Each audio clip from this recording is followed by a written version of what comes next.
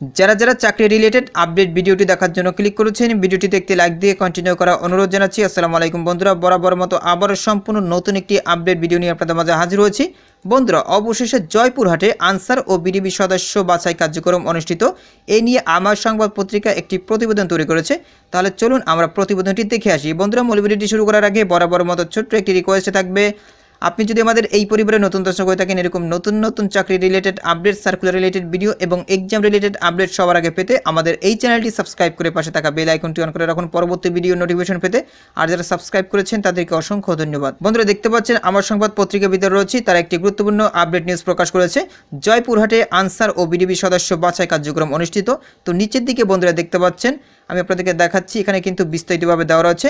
আমি জুম করে নিতেছি আপনাদের দেখার সুবিধার জন্য। বন্ধুরা, দেখতেই পাচ্ছেন, আসন্ন শারদীয় দুর্গাপুজো উপলক্ষে আইনশৃঙ্খলা রক্ষার জন্য জয়পুরহাটে কালাইয়ে আনসার ও বিডিবি সদস্য বাছাই কার্যক্রম অনুষ্ঠিত হয়েছে। আনসার ও বিডিবি বাহিনীর জয়পুরহাট জেলা কমান্ড্যান্ট মির্জা সিফাতি খোদার নেতৃত্বে বুধবার বেলা 11টায় কালাই উপজেলা পরিষদ চত্বরে এই বাছাই কার্যক্রম অনুষ্ঠিত হয়। বন্ধুরা, এই সময় জেলা কমান্ড্যান্ট মির্জা সিফাতি খোদা বলেন, দেশবিরোধী অপশক্তি দেশের সম্প্রীতিকে নষ্ট করতে গভীর ষড়যন্ত্রে লিপ্ত রয়েছে। তারা বিভিন্ন ধর্মীয় অনুষ্ঠানকে ঘিরে চক্রান্ত করে বিরোধ ছড়াতে চাচ্ছে। সেজন্য উপজেলা আনসার বিডিবি কর্মকর্তাদের ও সদস্যদের সতর্কতার সাথে দায়িত্ব পালন করতে হবে। এরপর বলেন, সদস্য বাছাইয়ে ওয়ার্ড থেকে উপজেলা ও জেলা পর্যায়ে দায়িত্বপ্রাপ্ত কোনো কর্মকর্তা অনৈতিক লেনদেনে জড়িত হওয়া যাবে না।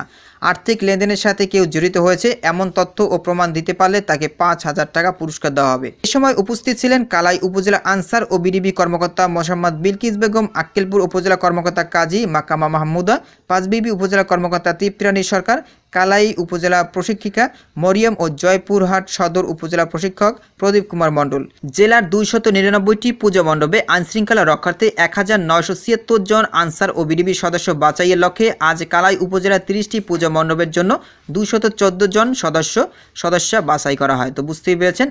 তো বন্ধুরা, আশা করি আপনারা আপডেটটি সম্পর্কে বিস্তারিত জানতে পেরেছেন। বন্ধুরা, অনেকেই বলতেছিলেন যে আনসারদের কোনো কাজ নেই।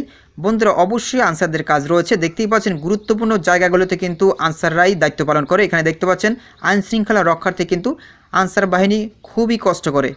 সো আশা করি সবাই আনসারদের প্রতি সদয় হবেন। সবাই ভালো থাকবেন, সুস্থ থাকবেন। আমাদের ইউটিউব চ্যানেলটি সাবস্ক্রাইব করে আমাদের চ্যানেলের সাথে থাকবেন। ধন্যবাদ সবাইকে।